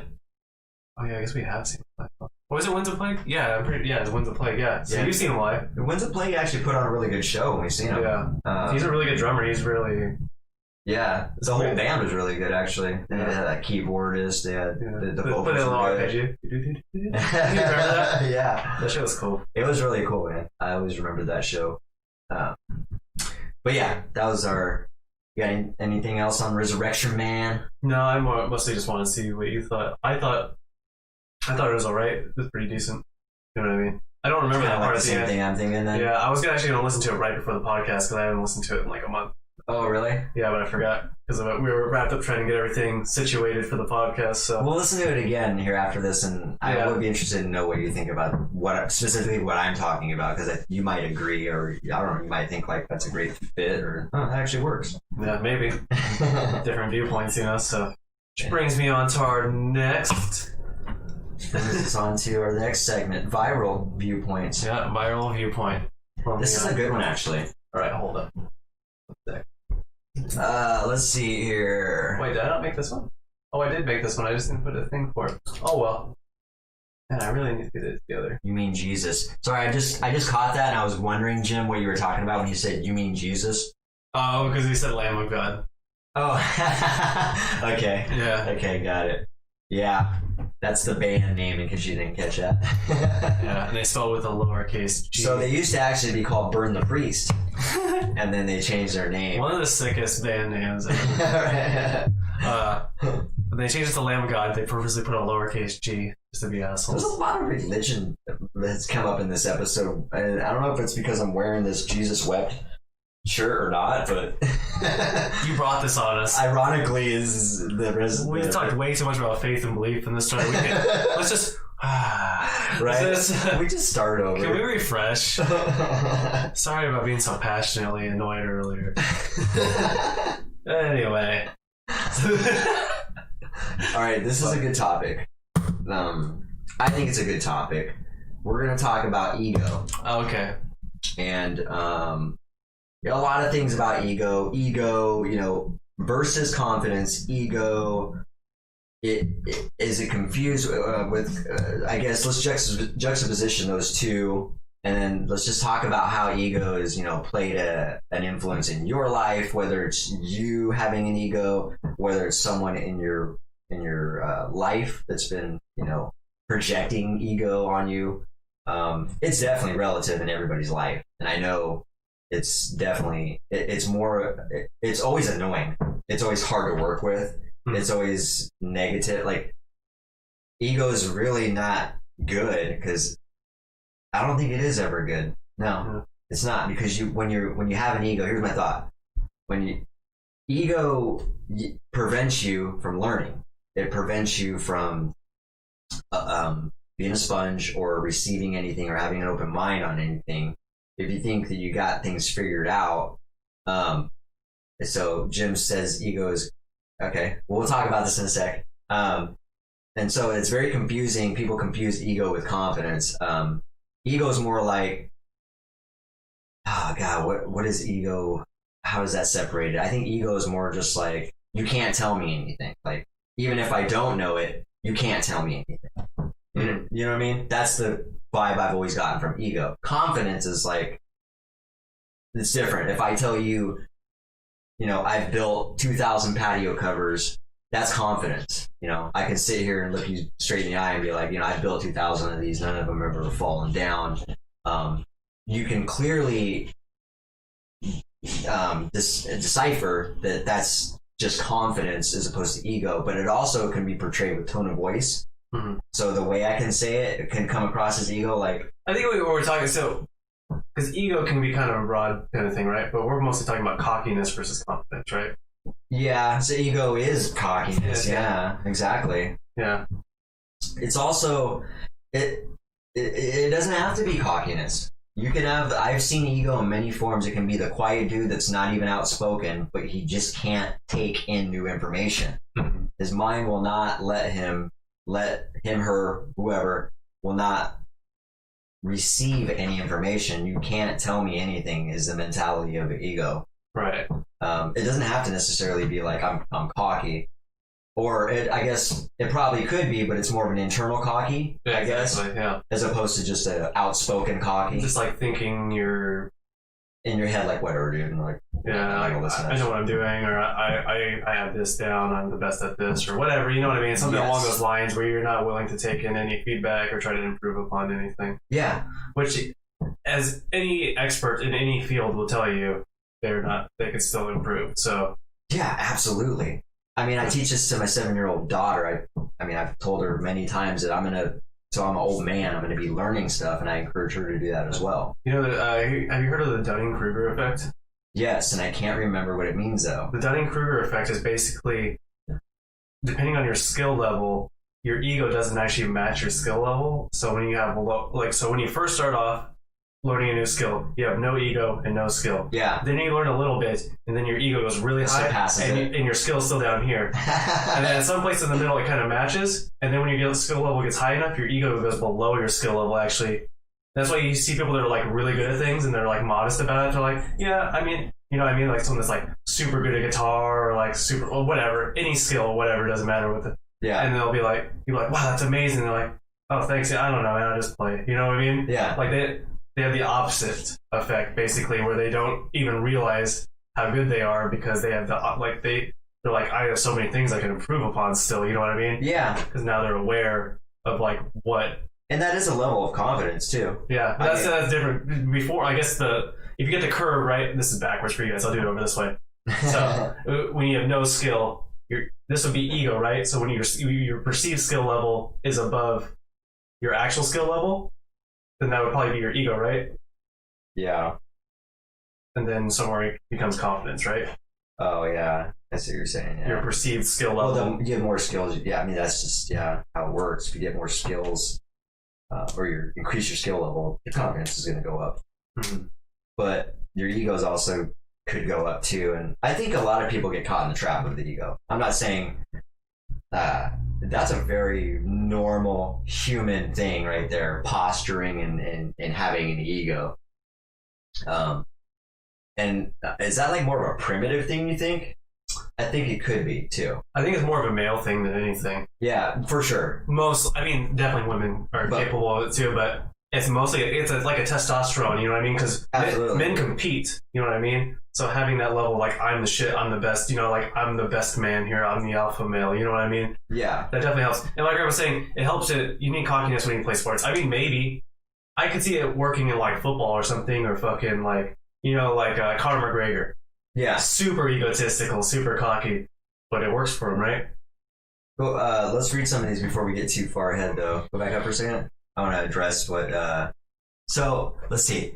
Jim was saying ego is good. Confidence is the better way to be. Okay. Everyone has an ego. Yep, we just talked about this. Phil said Phil has no ego. Good for you, man. To a point, everyone does, Mark says. Yeah, that's what I was saying. Or, well, I also was saying that everyone has dealt with, has had an ego at one point in their life, for sure. Most likely. Oh, yeah, I think so. Unless you've, like... I think it's very rare. Unless you're one of those people that are really like been depressed your whole life and you're like, nobody likes me. I mean, these are like the opposite of ego, you know what I mean? I know people personally that they're, you know, I know a guy right now who's almost 70 and he's gonna die with an ego. You know what I mean? He's always had an ego, and I know the man for 15 years. Let's see. Cockiness. So you need cockiness when you play sports. I wouldn't say you need it. Whether or not it helps or not, I don't know. I think like cockiness is kind of like overconfident, right? Yes. And I think that it can help if I still think it still has to be kept in check to a certain point. You can't be like, I don't think to the moon. I think I'm using myself as an example. Like I am pretty confident in my. Let's use basketball because I'm a huge basketball player. I don't play a lot now, but when I did, I'm pretty good at it, and I have a confidence level. It's not an ego, and I don't talk smack when I play basketball. I know people who do. You know, Michael Jordan talked a little bit of smack. You know, he's the best. He really is. He's like the #1 athlete. But I've known plenty of people who just didn't talk much, and they were just owning the court and just, you know, dominating with performance. You know what I mean? Cockiness almost needs to be verbalized, doesn't it? Can you be as cocky with just mannerisms? You can. You're just not projecting it. You know what I mean? Okay, so that's actually okay, I think, because it's more confidence and it's more perceived as confidence. Well, here's what I think the cockiness is when it's kind of like the Dunning-Kruger effect. The cockiness is like when your perceived skill level is above your actual skill level, even if you are really good. You know what I mean? Yeah. It's like where you're like, I am amazing. I am the shit. You know what I mean? Instead of just being like confident, will be like, I'm good. No one here could probably beat me, but I'm still going to try my hardest. I'm still going to try to improve. You know what I mean? Yeah. Like that's being confident. You know what I mean? That's I'm going to work my best. I'm not going to let my guard down. You know what I mean? Yeah. There's being confident. There's a level of being cocky. Being realistic. Yeah, being cocky would be like, none of these motherfuckers can touch me. I don't even got to try. And then you get beat because you're too fucking cocky. You know what I mean?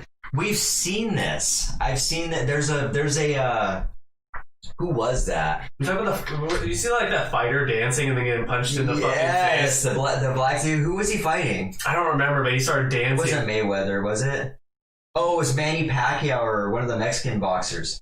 Was that boxing? I thought it was UFC. Well, it's probably happening. This guy was showboating they showed him weeks prior to this. He was just showboating. He was talking. He had a huge mouth. He was talking so much shit. This guy's dancing around, and he lost the fight like I think it was Manny Pacquiao, and just straight up dominated him. You talking about boxing? And he was just smiling. And then yes, it was boxing. And on the standoff, he was just smiling. The Mexican dude that was winning, he was just like laughing because he knew the guy was over posturing. You know what I mean? Like it's very apparent when people are reaching and trying to just get in your head. There's also a black dude in the UFC that started dancing in the middle of the fight. I think I seen that. He got KO'd. Yeah, he got KO'd. Got caught in the shin. Yeah. I seen that. That's what I was talking about. He started doing like a little shimmy like that. Yeah, he got too cocky, man. Yeah, cockiness is bad in my opinion. Cockiness only works on certain people. That's people that don't have a confidence level. Yeah. And when cockiness meets confidence, that's when you're gonna get in trouble. Yeah. Yeah, I guess that is true, because if you're unskilled in something and someone comes up cocky, it's intimidating. Yeah, and you don't know their actual skill level, exactly. So you just assume that they're just super confident. You know what I mean? A lot of cocky people have never actually had to execute, if that makes sense. Yeah. They've never had to. Their cockiness has gotten them out of having to take action. Mm-hmm. And so it's funny seeing that shit. I love seeing that shit because I like the humble, confident person. Yeah, I even I love Conor McGregor, but I liked watching him get beat too because he's so fucking cocky. You know what I mean? I mean, he can back it up almost every time, but it's still nice watching him get beat. It's nice watching him win and watching him get beat just for that reason. Yeah, I wish he's talking about Silva versus Whiteman. I did see what fight was that? Anderson Silva versus Israel Adesanya. Israel was like just punching Anderson Silva in the face so many times, and Anderson Silva was just like dropping his hands and letting him do it, and he like hit him with like a 3-piece, and he was just like, I mean, by the end of the fight, his eye was just like, you know, and I was like, okay, we get it, dude, you're tough and you're posturing, you're being cocky, but the confidence in Israel was very much overriding the cockiness. He was losing, and he was still projecting cockiness the whole time. That's all he had. That's all he knew what to do. That's also an example of your cockiness kind of putting you in danger. Absolutely. I mean, you could just see that's like a cockiness making you be stupid. Really, is what it is. Absolutely.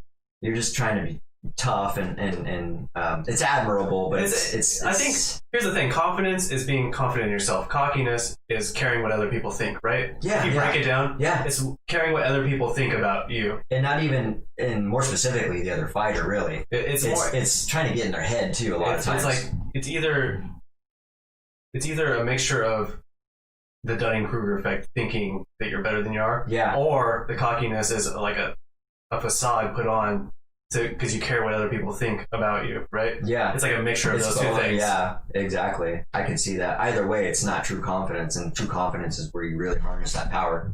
Yeah. Because you're focused. Mm. When you're confident, you're focused. You're not worried about trying to mind fuck somebody. That's what cockiness and ego is really doing. You're trying to mind fuck somebody. You're trying to manipulate a little bit. And so, all in all, ego is really fucking, it's so annoying to me. And I have to deal with it in like my industry a lot when you got a lot of dudes that are working carpentry. It's You've been dealing with that a lot lately. Oh, I've dealt. I mean, by the way, guys, you probably heard me complaining about the 50-year-old douchebag who had a huge ego. I did fire him, and here's a great example. Oh, you did, huh? Yeah, here's a great example. Even when I let him go, the guy still postured ego. So I called him, and he didn't answer his phone, obviously. And I was like, hey, Craig, just letting you know, man, I will not be using you anymore. That was your last week. And so I just, there's a lot of reasons. I really don't have to explain my reasons, is what I said, actually. I was like, I don't want to go into all those reasons. I'm just letting you know that you're not going to be a part of this outfit anymore. Give me a call so we can talk about it, I told him. And talk to you later. He didn't call me back. He shot me a message and said, that's cool. I was heading out anyway, is all he said. Mm-hmm. So even in being fired, the guy postured ego and trying to be cocky. The guy was never going to fucking leave unless I told him, all right? He had nowhere to go. Like, the guy told me plenty of times before that he was worried about his job to me. So you're just not being real with yourself when you're starting to posture that ego. And it's very frustrating when you're working with it, when you have someone with the ego, they're unteachable. And that's the biggest frustration. When you need to work together as a team, as many humans do, whether it's work, family, even friendships, you got to work together. if the ego's involved, it just really restricts any growth.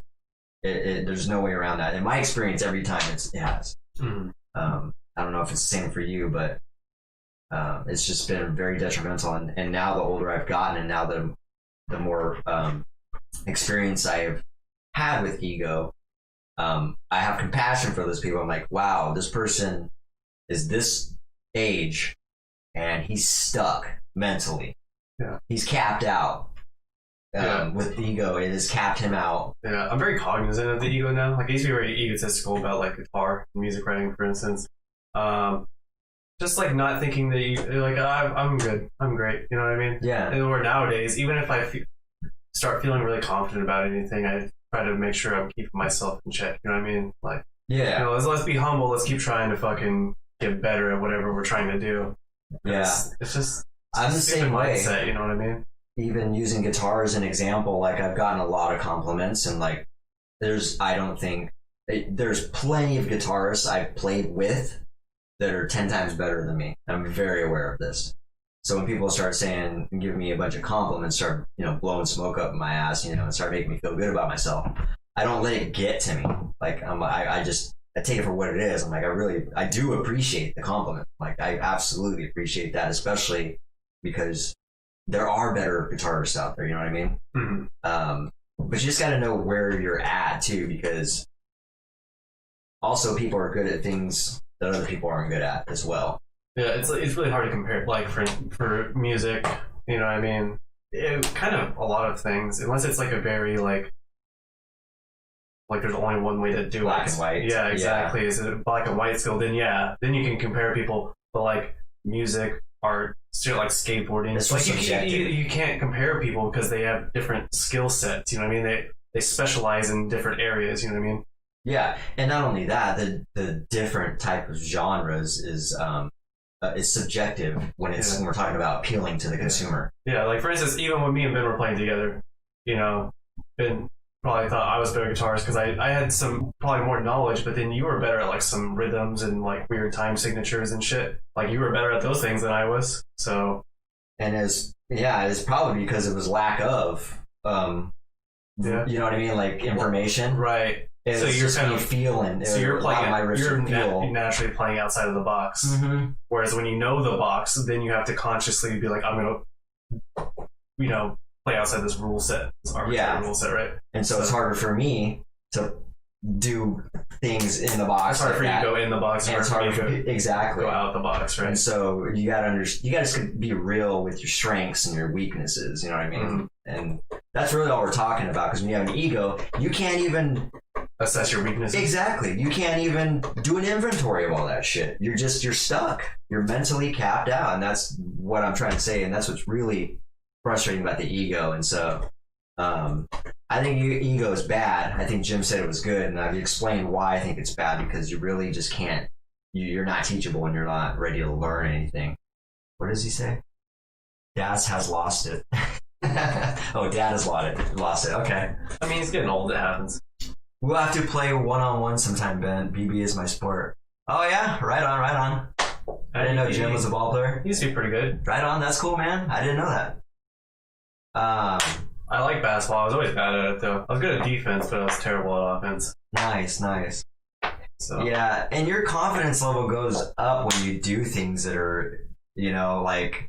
I can just remember, like, there's a couple times, I'm a very short dude, and there's been some times where I've, like, swatted some tall dudes on defense, and it's like, that just happened. And, like, when you do that around a bunch of people, they're like, holy shit. And it's like, it gives you a little bit of a boost of confidence. I think knowing your weaknesses is good, because when you flush out a weakness, you know what I mean? For instance, me in skateboarding, make this analogy. You know how there's two different stances. You can stand one way or the other way. Yeah. I forgot the term you talked about. Switch. Oh. Normal and switch. Oh, yeah. I was thinking of ollie and nollie. Oh, yeah. But nollie is basically when you're riding in your normal stance, but you're riding on the front part of the board instead. Okay. So your front foot is all the way on the nose of the board. That's nollie. But like nollie, switch were like my weaknesses, and I've been working on them lately.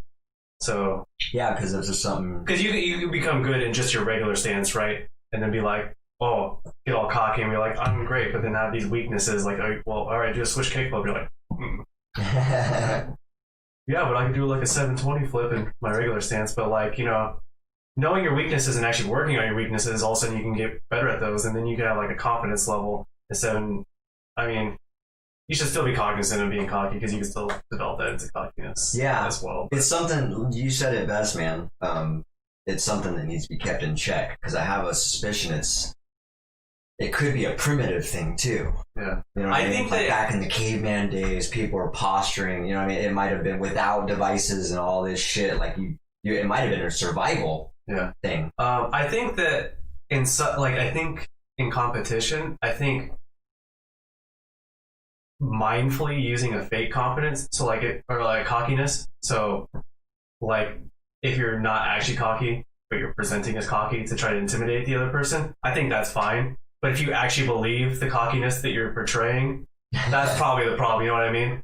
Yeah, I mean, you could put yourself in trouble both scenarios, though. Yeah, but I mean, but say you are confident, you know what I mean, and you're trying to act cocky to try to confuse the other person. Like, oh, I'm gonna stomp this cocky motherfucker, but really you're like totally ready for them to try to like exploit you because you're being cocky. Then you could kind of use that to your advantage. Yeah. Or if they're not confident, then you can get underneath their skin as well. You know what I mean? Yeah. So. Yeah, no, I see what you're saying. But ultimately, it's better just to be confident and humble, though, I think. Yeah, I prefer humble, but I'm saying, but that's not even actually being cocky. That's presenting cocky when you're actually just confident. You know what I mean? Yeah. It's like you're acting, you're just playing the part. Yeah, you're trying to mind fuck. Yeah. You're manipulating. Yeah, you're getting into the mind, which people do. Especially when they're fighting and stuff like that, or sports. It's definitely used in sports a lot. Mm-hmm. I know a lot of people I used to play ball with that did that. Really good players too. They would just talk a lot of smack and really try to get in people's head. Yeah. That was their thing. I got a real good friend that does that. I like doing that with my friends, but for like shits and giggles, you know what I mean? Yeah. I don't like doing the actual hardcore shit, you know what I mean? Where you're like talking mad shit and you mean it. It's like, let's have some fun, dude. Right? Jesus Christ. Calm down. Right? Like, bro, taking this way too fucking seriously, man. That's hilarious. Plus, there's something cool, like, people that are cocky think it's like cool to be cocky, but there's something about just being humble that's like really it's cool. Attractive. Yeah, it's more attractive the older you get. Like, being overly cocky is unattractive. It's unattractive, yeah. Well, and you want to talk about primitive shit? It comes across as being needy. Yeah. You need people to believe that you're the shit, you need right? That validation. Yeah. That's why it's unattractive. So now we're getting really into the nuts and bolts of the primitive part of it, because it does come across as being needy. I agree, Jim. Life is too short to be serious all the time. Although I would say this, a lot of times I'll get people mistake me for being so serious when I like to use the word focused. Like I remember one time I was working with Alan and there was like problems on the job and like I was just really focused on getting through it and he was like cracking a joke and I didn't really catch it. Yeah. He was like, "Oh, sorry, you're not really happy right now. You're not." He thought he was putting that negative connotation on it. He's like, "Yeah, you're just serious right now." I was like, "No, sorry, man." I was like, I'm just focused right now." He thought I was pissed. It's hard to tell sometimes with you. Either way, I just leave you alone. Either way, if you're focused or if you are in a bad mood, I'm just like, I'm just gonna give him a space alone. Because either way, that's what you need, right? You need to just be able to focus on what you're doing. And most times, assume that I'm just really focused. That's really all it is. Life's too short to be focused all the time. That could be true. Yeah, I think you. Well, you're right. I don't plan on being focused. I don't plan on doing this the rest of my life. But I think it's necessary for a good portion of your life to succeed. Unless people can do it in a very short period of time, then more power to you. But more realistically than not, you got to put in a lot of focus to achieve your goals. Yeah. So it's going to take, a decade or two or three. And then you can start diminishing and reeling it back a little bit. And yeah, I think there's a balance. You know what I mean? You need to find the balance that works for you. You know what I mean?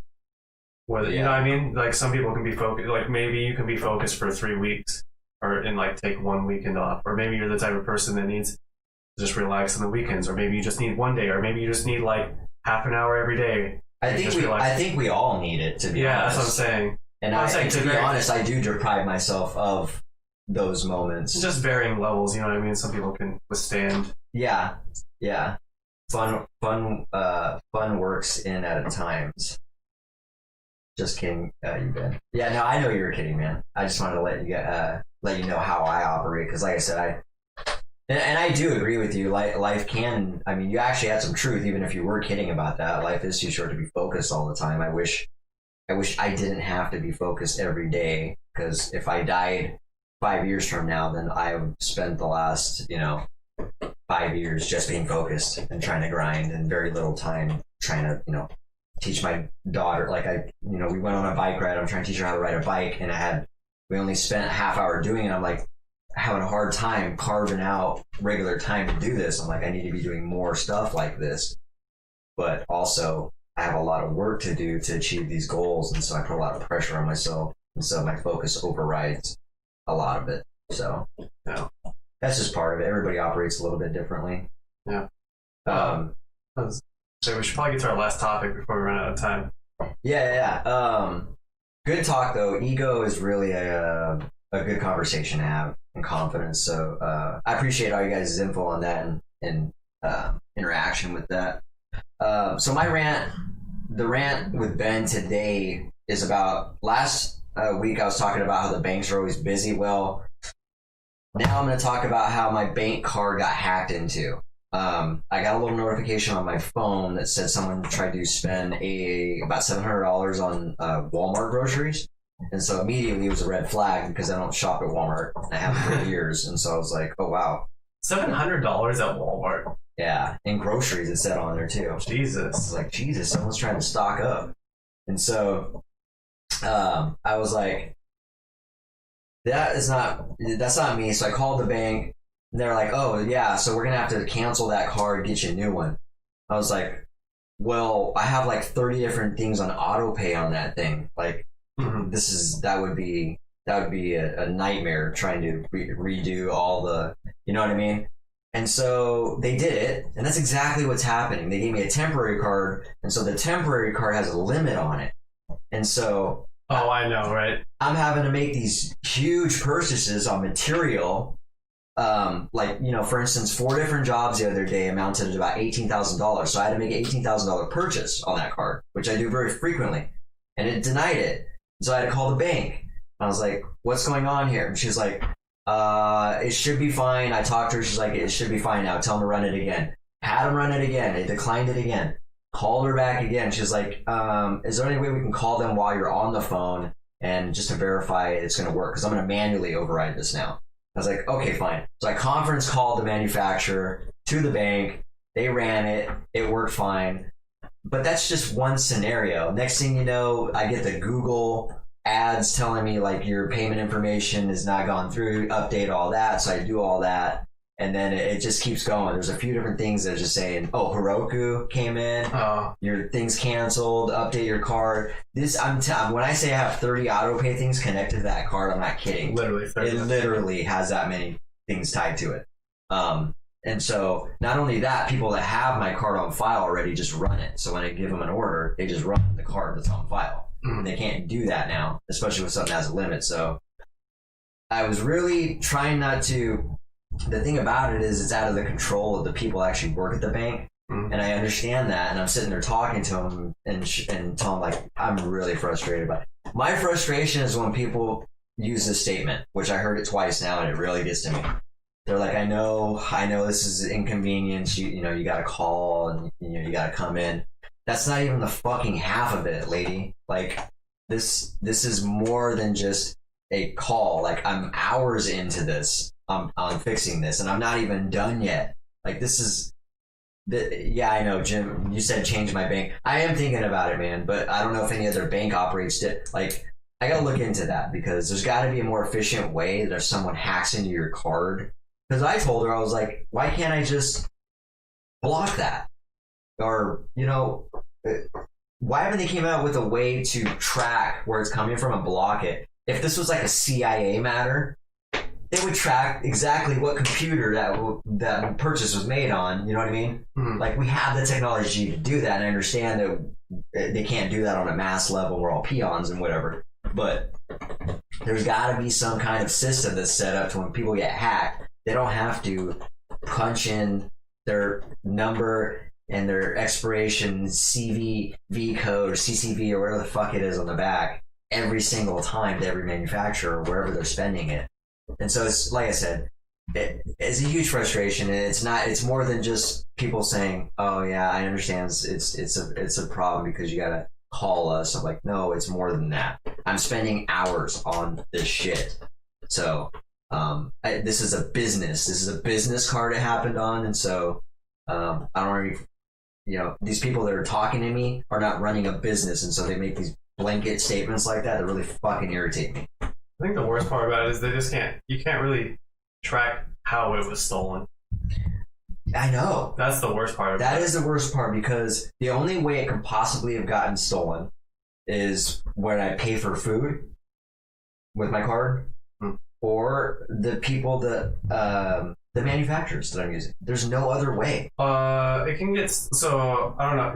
You haven't worked in retail in a while, but they have things that they can install onto card readers that like thieves can steal onto there, and it'll look like it's just a regular card reader.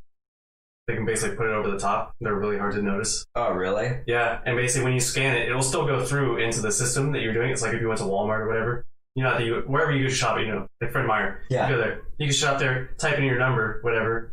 It'll go through their machine, but it'll also go through the other machine that the thieves stole on top of it, and it'll basically just log all your information. Yeah, and that's just downright fucked up. And those people are, after work will do their own little thing. So, and this stuff's going to happen, especially in this time where everybody's desperate. As people without work. Maybe those people really needed groceries. Doesn't justify them stealing from somebody. But we're going to be dealing with a lot of this, especially right now. Yeah, I remember when I worked at Walmart, they were like, if you ever see one of those things, like they're like telling you to like check your pads all the time, like when you're working the register, make sure someone didn't install one of those on there. Like if you do find that, contact the loss prevention, like the actual manager and shit.